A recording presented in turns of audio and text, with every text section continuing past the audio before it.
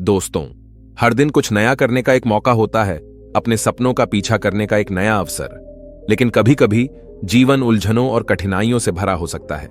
कभी कभी ऐसे पल होते हैं जब हम पीछे मुड़कर महसूस करते हैं जैसे कि हमने अपना कीमती समय बर्बाद किया हो या महत्वपूर्ण अवसरों का फायदा नहीं उठाया हो। यह ऐसा होता है जैसे कि हम अपने ही विचारों में खो गए हों, किसी भ्रम में, जैसे कि क्या हो सकता था अगर हमने ऐसा न किया होता। इन पलों में व्यक्ति खो जाता है और यह मानता है कि उसने अपना अवसर गंवा दिया है, और यह एक भारी बोझ बन सकता है। और कई बार हमें हारा हुआ महसूस होने के कारण ही हमें अलग अलग भावनाएं महसूस करनी पड़ती है। कभी निराशा, तो कभी दुख, कभी बीते हुए वक्त का पछतावा, तो कभी हमारे खुद की क्षमता पर संदेह, या फिर आने वाले कल की चिंता। ऐसे कई सारे भावनाएं हमें सताते रहते हैं। तो चलिए आज के इस बोध कहानी के माध्यम से ये जानते हैं कि छूटे हुए मौकों पर गौर करने के बारे में गौतम बुद्ध ने हमें क्या सिखाया है। लेकिन इससे पहले कि हम कहानी में खो जाए, आप जल्दी से बोध इंस्पायर्ड को सब्सक्राइब करें ताकि आपसे हमारी कोई कहानियां ना छूटे। तो बिना किसी देरी के शुरू करते हैं। बहुत समय पहले की बात है। एक नगर में साबुन का एक व्यापारी रहता था, जिसका एक बेटा भी था।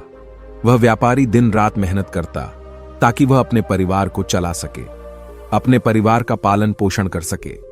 लेकिन उधर दूसरी तरफ उस व्यापारी का पुत्र उसके काम में तनिक भी उसका हाथ नहीं बंटाता था, बल्कि वह तो अपने मित्रों के साथ मिलकर हमेशा मौज मस्ती किया करता, गप्पे लड़ा था, और इसी में वह अपना सारा समय यूं ही व्यर्थ कर देता। एक दिन अचानक उस व्यापारी की मृत्यु हो गई और अब से सारी जिम्मेदारियां व्यापारी के पुत्र अर्थात मोहन पर आ पड़ी। मोहन अभी नौजवान था और अब तक उसने अपनी जिम्मेदारियों को नहीं पहचाना था। एक दिन शाम के वक्त वह उस साबुन की दुकान पर बैठा हुआ था और मन ही मन यह सोच रहा था, मैंने अपने जीवन में बहुत सी गलतियां की, मैंने अपने जीवन में बहुत से मौके गंवा दिए, और अब तो लगता है कि जीवन भर मैं केवल इसी दुकान पर बैठा रह जाऊंगा और मैं इससे आगे कुछ भी नहीं कर पाऊंगा। मोहन यह सोच ही रहा था कि तभी उसकी आंखों में आंसू आ गए। मोहन जोर जोर से रोने लगा। तभी अचानक उसने देखा कि उसकी दुकान पर एक गुरु खड़े हुए हैं, और जब उन गुरु ने मोहन को रोते हुए देखा तो वह मोहन से कहते हैं, क्या हुआ बेटा, आखिर तुम इस तरह से क्यों रो रहे हो? तुम्हारे जीवन का हर एक पल तुम्हारे लिए कीमती तोहफा है, उसे इस तरह से यूं ही व्यर्थ मत करो, अपने आंसू पूछो। उन गुरु की बात सुनकर मोहन शांत हो गया और अपने आंसू पोंछकर वह गुरुवर से कहता है, रहने दीजिए गुरुवर, यह सब खाली कहने की बातें हैं। आज मैं जहां हूं वहां से मेरा जीवन मुझे बहुत कठिन लग रहा है। आज से ठीक 1 वर्ष पहले मेरे पिताजी गुजर गए, और उनके गुजरते ही इस दुकान पर लेनदारों की लाइन लग गई और उन्होंने इस दुकान का सारा सामान उठा लिया। इस दुकान पर कुछ भी नहीं बचा, जिससे मेरे पास और कोई रास्ता भी नहीं बचा था। इसलिए मैंने अपना घर गिरवी रख दिया और कुछ पैसे उधार लिए, और उससे मैंने एक बार फिर से यह व्यापार शुरू किया। लेकिन अब ऐसा लगता है कि इसमें भी मेरा जीवन नहीं है, क्योंकि इसमें कोई खास कमाई नहीं है। मैंने तो सोचा था बड़े होकर मैं बहुत अच्छा पैसा कमाऊंगा, मैं अपना नाम करूंगा, लेकिन मुझे नहीं पता था कि मेरे साथ ऐसा हो जाएगा। आगे मोहन उन गुरुवर से कहता है, सच बताऊं तो मैं बचपन से ही बहुत तेज था। हर बात में मैं हमेशा आगे रहता था, बातें करने में मैं चतुर था, क्लास में सबसे आगे रहता था। चाहे बातें किसी भी प्रकार की हों, चाहे वह राजनीति की हो या फिर खेल कूद की, मुझे बातों में कोई भी नहीं हरा पाता था। मैं बातों में सबका गुरु था, और मुझे अच्छी तरह से याद है, मेरे पिताजी भी हमेशा मुझसे केवल एक ही बात कहते थे, बेटा तुम बहुत चतुर हो, लेकिन अपनी इस चतुराई का इस्तेमाल अपनी पढ़ाई पर करो, अपनी बुद्धि पढ़ाई में लगाओ, जिससे आगे चलकर तुम्हें इस दुनिया को देखने का मौका मिलेगा, अन्यथा तुम्हें भी दुकान पर ही बैठना पड़ जाएगा। लेकिन तब मैंने उनकी एक नहीं सुनी, और आज मुझे अपने पिताजी की हर बात याद आती है। मैं तो कोई और ही व्यवसाय करना चाहता था, और उसके बारे में मैंने पहले से ही सारी तैयारियां भी कर ली थी। कितना कुछ था करने को, लेकिन मैं कुछ नहीं कर पाया। बस मित्रों के साथ घूमता रहता, उनके साथ समय बिताता रहता और गपशप करता। लेकिन अब मुझे यह प्रतीत होता है कि मैंने अपना सारा समय यूं ही व्यर्थ कर दिया। यहां तक कि मेरे सभी मित्र भी मेरे किसी काम के नहीं हैं। जब भी मैं उन्हें कोई समस्या बताता हूं तो वह उसका समाधान तक मुझे नहीं दे पाते। इसलिए मुझे अब मेरी मित्रता भी बहुत सी लगने लगी है। लेकिन मुझे उम्मीद है कि एक न एक दिन मेरे जीवन में फिर से बड़ा मौका आएगा। फिर से वह दिन आएगा जब मैं कुछ करके दिखाऊंगा, जब लोग मेरा नाम जप लेंगे, जब रातों रात मेरा समय बदल जाएगा और मैं सबको यह साबित करके दिखा दूंगा कि मैं कितना काबिल हूं और मेरे जैसा कोई नहीं। उन गुरुवर ने मोहन की सारी बातें ध्यानपूर्वक सुनी और वह मोहन के भीतर के उस अहंकार को अच्छी तरह से देख पा रहे थे, लेकिन मोहन इस बात से बिल्कुल अनजान था। तभी गुरुवर मोहन से कहते हैं, बेटा तुम मेरे साथ चलो, मैं तुम्हें कुछ दिखाना चाहता हूं। इतना कहकर गुरुवर मोहन को एक तालाब के पास ले जा पहुंचे। उस तालाब के किनारे बहुत सारे छोटे बड़े पत्थर पड़े हुए थे। तभी उन पत्थरों की ओर इशारा करते हुए वह गुरुवर मोहन से कहते हैं, बेटा तुम अपने जीवन में एक बड़े मौके की तलाश थी ना, तो आज वो मौका आ गया है। इस पर मोहन उन गुरुवर से कहता है, कैसा मौका गुरुवर? तभी गुरुवर उन पत्थरों की ओर इशारा करते हुए मोहन से कहते हैं, बेटा तुम इस तालाब के किनारे यह पत्थर देख रहे हो। इन पत्थरों में एक बहुत ही अमूल्य पत्थर है जो किसी भी धातु को सोने में बदलने में सक्षम है, और यदि वह पारस पत्थर तुम्हें मिल गया तो तुम्हारी सारी समस्याएं हमेशा हमेशा के लिए खत्म हो जाएंगी और तुम जैसा चाहोगे वैसा अपना जीवन भी बिता पाओगे। यह सुनकर मोहन बहुत खुश हुआ और वह उन गुरुवर से कहता है, हे गुरुवर, किंतु मैं इतने सारे पत्थरों में से उस पत्थर को कैसे पहचानूंगा? तभी गुरुवर इस प्रश्न का जवाब देते हुए कहते हैं, मोहन, पारस पत्थर बाकी सभी पत्थरों से हल्का गर्म होगा, जिसे तुम छूकर आसानी से पहचान सकते हो। आगे गुरुवर मोहन को चेतावनी देते हुए कहते हैं, लेकिन मेरी एक बात और याद रखना, तुम्हारे पास केवल आज रात तक का ही वक्त है। अगर इतने समय में तुम पारस पत्थर ढूंढ सके तो तुम अवश्य ही जैसा चाहोगे पैसा जीवन जी सकते हो, अन्यथा आज का यह मौका भी तुम्हारे हाथ से निकल जाएगा। उन गुरुवर की आवाज सुनकर मोहन की आंखों में चमक आ गई, क्योंकि जिस मौके की तलाश उसे थी आज उसे वो मौका मिल चुका था। उसने तुरंत ही बिना देर किए उन सभी पत्थरों को जांचना शुरू किया। उसने पास ही में बैठकर एक पत्थर को अच्छी तरह से देखा परखा और ऐसे ही करके बाहर एक पत्थर को देखता और परखता। देखते देखते करीब 2 घंटे बीत गए, लेकिन अब तक उसे वह पत्थर नहीं मिला था, जिस कारण उसके मन में बेचैनी उत्पन्न होने लगी। ये सोचने लगा कि कुछ ही देर में रात्रि हो जाएगी और ऐसे में यदि मुझे वह पत्थर नहीं मिला तो मेरे हाथ से यह सुनहरा मौका निकल जाएगा। मुझे जल्दी करना होगा। और अब मोहन ने अपनी गति बढ़ा दी। वह तेजी से हर पत्थर को देखता, परखता और उसे महसूस करता, और जब उसे लगता कि वह पारस पत्थर नहीं है तो वह उसे उठाकर तालाब में फेंक देता। और लगातार ऐसा करते करते अचानक उसके हाथ में एक गर्म पत्थर आया, लेकिन जैसा कि अब उसी आदत हो चुकी थी कि वह फटाफट किसी भी पत्थर को देखता और तालाब में फेंक देता। अचानक उसने उस गर्म पत्थर को भी हाथ में लिया, महसूस किया और तुरंत उठाकर तालाब में फेंक दिया। और तभी उसे एहसास हुआ, अरे यह क्या कर दिया? इतना बेशकीमती पत्थर मेरे हाथों में आ चुका था और मैंने उसे उठाकर तालाब में फेंक दिया। वह तुरंत ही तालाब में कूद पड़ा और तालाब की गहराई में जाकर उसने वहां से वह सभी पत्थर निकालने की कोशिश की, लेकिन अब तक मोहन को वह पत्थर नहीं मिल पाया था जो पत्थर हल्का गर्म था, और मिलता भी कैसे, क्योंकि वह पारस पत्थर भी पानी में जाकर बाकी पत्थरों की तरह ठंडा पड़ चुका था। वह गुरुवर दूर बैठे मोहन की हर एक हरकत पर नजर रखे हुए थे। तभी वह गुरुवर मोहन के पास आए और मोहन से कहने लगे, रुक जाओ बेटा, ये तुमने क्या कर दिया?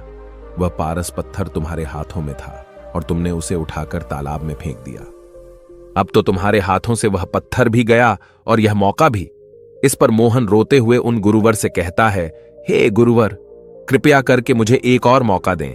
कृपया करके मुझे कोई ऐसा उपाय बताएं जिससे मैं उस पत्थर को पहचान सकूं। तभी गुरुवर स्वयं से कहते हैं, बेटा, यहां पर कोई पारस पत्थर नहीं है। वो पत्थर जो तुमने गर्म महसूस किया था वह तो मैंने ही इस आग में गर्म करके तुम्हारे पास रखा था। यह सुनकर मोहन क्रोधित हो गया और उन गुरुवर से कहता है, परंतु आपने मेरे साथ ऐसा क्यों किया?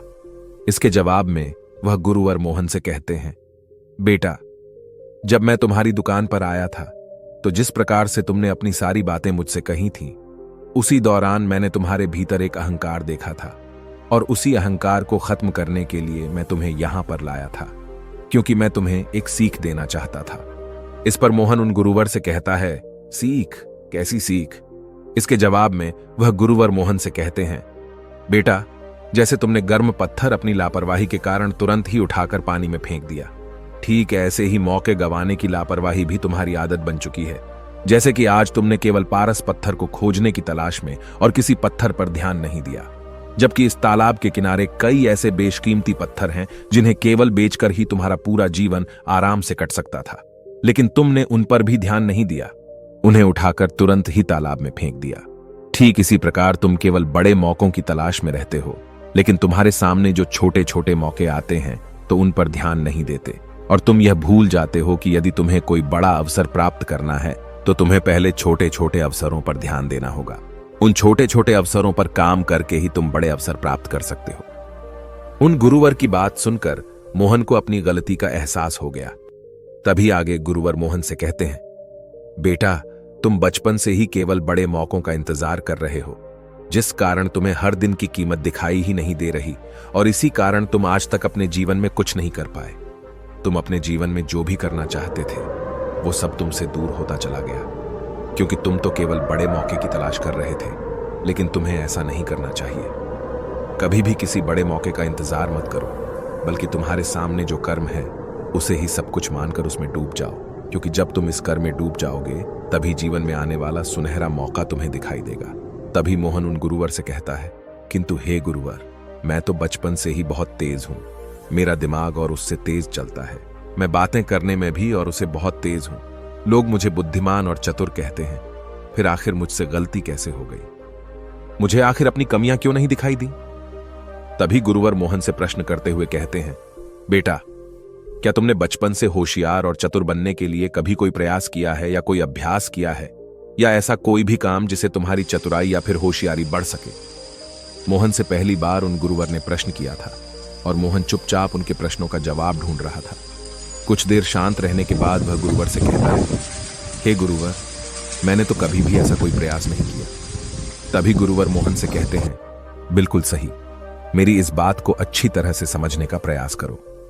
जब भी कोई इंसानी शरीर धारण करके इस दुनिया में जन्म लेता है तो परमात्मा हर किसी को कुछ न कुछ काबिलियत अवश्य देते हैं, जिसका उपयोग करके वह अपने जीवन में अपना पेट पाल सके, अपने परिवार का पालन पोषण कर सकें और दूसरों के काम आ सकें।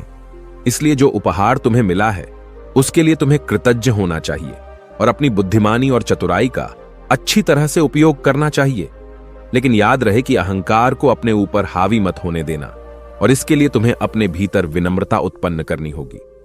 और बुद्धिमानी तो वही है जो व्यक्ति लगातार यह स्वीकार करता है कि मुझे कुछ नहीं आता और मुझे तो अभी बहुत कुछ सीखना है। वास्तविकता में वही बुद्धिमान व्यक्ति है जो गुरु के सामने, अपने बड़ों के सामने, अपनी गलतियों के सामने अपने अहंकार को भूलकर उन गलतियों को स्वीकार करे और उनमें सुधार करे, जिससे वह अपने जीवन में आगे बढ़ता चला जाएगा और वह अपने जीवन में जो कुछ चाहता है उसे हासिल भी कर पाएगा। तभी मोहन कहता है, हे गुरुवर, आप सही कहते हैं, लेकिन अब मैं क्या करूं? मुझे कुछ समझ नहीं आ रहा। मैं तो अपने साबुन के व्यापार में पूरी तरह से फंस चुका हूं। अब मैं यहां से कैसे निकलूं? इसके जवाब में गुरुवर मोहन से कहते हैं, बेटा, तुम्हें कहीं भी जाने की आवश्यकता नहीं है। तुम जो काम कर रहे हो बस उसमें डूब जाओ, अर्थात तुम अभी अभी दुकान पर वापस जाओ और अपने काम को अच्छी तरह से संभालने का प्रयास करो। जब तुम इस काम में अच्छी तरह से डूब जाओगे तो तुम्हें बड़े बड़े मौके भी दिखने लगेंगे। इतना कहकर गुरुवर अपने मार्ग पर चल पड़े और मोहन वापस अपनी दुकान पर लौट आया। अगले दिन से मोहन ने एक नई शुरुआत की। अगले दिन सबसे पहले उसने उन चीजों की एक सूची तैयार की कि उसे अब क्या क्या करना है। तो उसे पता चला कि अब तक बहुत सारे काम रुके हुए हैं जिन्हें उन्हें सबसे पहले पूरा करना है। देखते ही देखते अगले 1 महीने की मोहन ने पूरी सूची तैयार कर ली और वह सारे काम निपटाने लगा। और अगले 3 दिनों में उसने नए नए ग्राहकों और नए नए व्यापारियों से बात की ताकि वह अपने इस व्यापार को और भी उन्नति तक ले जा सके। और फिर जो भी छोटे मोटे काम बचे हुए थे उसने उन कामों को पूरा करना शुरू किया और केवल कुछ ही दिनों के भीतर ही उसने वह सारे काम भी पूरे कर लिए। और अपने खाली समय में जब वह उन व्यापारियों से बात करता तब उसे इस बात का एहसास होता, साबुनों को बेचने से ज्यादा अधिक मुनाफा उन्हें बनाने में है। अब मोहन इसी पर काम करने लगा। मोहन इस बात को अच्छी तरह से जानता था कि साबुन को बनाना इतना आसान नहीं है, लेकिन फिर भी उसने हार नहीं मानी। उसने अपने आसपास देखा तो उसे तरह तरह के साबुन दिखे और उसने सभी साबुन के तरल पदार्थों के बारे में और अधिक जानकारी हासिल करनी शुरू की। और फिर इन्हीं जानकारी की मदद से मोहन साबुन बनाना सीखने लगा। देखते ही देखते मोहन ने केवल कुछ ही महीनों में अपना एक कारखाना भी शुरू कर दिया और उस कारखाने में मोहन अपने तरह तरह के प्रयोग किया करता। वह साबुन के तरल पदार्थों के बारे में और अधिक जानने की कोशिश करता। लेकिन जब वो ऐसा कर रहा था तब उसके मित्र उसका मजाक उड़ा रहे थे। लेकिन मोहन को इस बात से तनिक भी फर्क नहीं पड़ रहा था। एक दिन की बात है, मोहन अपनी दुकान से अपने घर जा रहा था। तभी रास्ते में उसे एक बड़ा सा गड्ढा नजर आया और उस गड्ढे में खूब पानी भरा हुआ था और इसी पानी के कारण वहां पर खूब सारे मच्छर भी थे, जिस कारण मच्छरों के काटने से आसपास के लोग बीमार पड़ रहे थे। तभी मोहन को यह याद आया कि यदि पानी में वह थोड़ा सा साबुन डाल दे तो इससे पानी की सतह का तनाव कम हो जाएगा और मच्छरों के जो अंडे हैं वो पानी पर तय नहीं पाएंगे, जिससे मच्छरों की तादाद दिन ब दिन कम हो जाएगी। मोहन यह सोच रहा था कि तभी उसके दिमाग में एक और युक्ति आई। उसने सोचा, यदि मैं डिटर्जेंट और साबुन की छोटी छोटी गोलियां बना दूं और रुके हुए पानी में डाल दूं तो इससे मच्छरों के अंडे पानी पर तैर नहीं पाएंगे और कितने ही लोग बीमारी से बच भी जाएंगे। मोहन को क्या करना था उसे अच्छी तरह से समझ में आ चुका था। उसका लक्ष्य उसकी आंखों के सामने था। उसने तुरंत ही बिना किसी की मदद का इंतजार किए हुए अपने मित्र से बात की। इस पर उसका मित्र मोहन से कहता है, मित्र, साबुन तो इस देश की बड़ी बड़ी कंपनियां बनाती हैं, ऐसे में यह तेरे बस की बात नहीं है, यह तुमसे बिल्कुल भी नहीं हो पाएगा। इस पर मोहन ने अपने मित्र को समझाने की कोशिश की कि हर दिन एक नया अवसर होता है और उसे किसी तरह से मना लिया। तभी मोहन का मित्र मोहन से कहता है, देख, मुझे कुछ व्यापारियों के बारे में पता है और मैं कोशिश करूंगा कि तुझे वहां से वह रसायन मिल जाए। जैसे ही मोहन को रसायन मिले, मोहन काम पर लग गया और कुछ दिनों के प्रयोग के बाद आखिरकार वह सफल हुआ। मोहन ने साबुन की छोटी छोटी गोलियां बना ली और आसपास के लोगों में उसे बांट दिया। मोहन का आविष्कार काम कर गया और जहां जहां भी मोहन ने ये गोलियां पहुंचाई थीं, वहां के लोगों के बीमार होने की संख्या बहुत कम थी। यह बात बड़े बड़े अखबार में छपी। मोहन ने किसी भी मौके या किसी की मदद का इंतजार नहीं किया, बल्कि मोहन तत्काल ही अपने काम में डूब गया और उसने अपने काम में कुछ नया कर दिखाया। और उसके बाद उसने उस आविष्कार को अपने नाम करवा लिया और अपना काम और भी बढ़ा दिया। और देखते ही देखते मोहन के इस आविष्कार के बारे में सभी को पता चलने लगा और देश के कई राज्यों से भी अब मोहन को नए नए ऑर्डर्स आने लगे। और केवल 8 सालों के भीतर ही मोहन अपने व्यापार में कई गुना तरक्की भी कर ली थी। वह अपने व्यापार को उस उन्नति पर ले जा चुका था जिसकी उसने कल्पना भी नहीं की थी। उन गुरु की वह सीख जिसने मोहन की पूरी जिंदगी बदल दी। मोहन ने उन्हें अपना आदर्श बना लिया, जिसमें पहली सीख यह थी कि कभी किसी बड़े मौके का इंतजार मत करो। जो काम तुम्हारे सामने है उस काम को सब कुछ मानकर उसमें पूरी तरह से डूब जाओ। नए मौके खुद ब खुद तुम्हारे सामने प्रकट होने लगेंगे। और दूसरी सीख विनम्रता, क्योंकि बुद्धिमान वही है जो लगातार यह स्वीकार करे कि मुझे कुछ नहीं आता और अभी तो मुझे बहुत कुछ सीखना है। अपनी गलतियों के सामने अपने अहंकार को झुकाओ, जीवन में सुधार करो और आगे बढ़ो। दोस्तों, अगर आप भी ये दोनों मंत्र अपने जीवन में अपना लेते हैं तो आपको भी सफल होने से कोई नहीं रोक सकता। और दोस्तों, यदि आप भी अपने जीवन में परेशानियों का हल करना चाहते हैं, समस्याओं का समाधान करना चाहते हैं, तो इसके लिए आप हमारी अगली वीडियो देख सकते हैं जिसका नाम है समस्याओं में ही समाधान है। दोस्तों, आपने आज के इस वीडियो से क्या सीखा वह मुझे आप कमेंट में बता सकते हैं। इसी के साथ में उम्मीद है कि आपको आज की वीडियो पसंद आई होगी, तो इस वीडियो को उस इंसान को शेयर करें जिससे यह कहानी सुनने की जरूरत है और उसी के ठीक बाद चैनल को सब्सक्राइब करें। तो चलिए फिर मिलते हैं ऐसी एक और नई वीडियो में एक नए मैसेज के साथ। तब तक के लिए अपना ख्याल रखें। धन्यवाद और नमो बुद्धाय।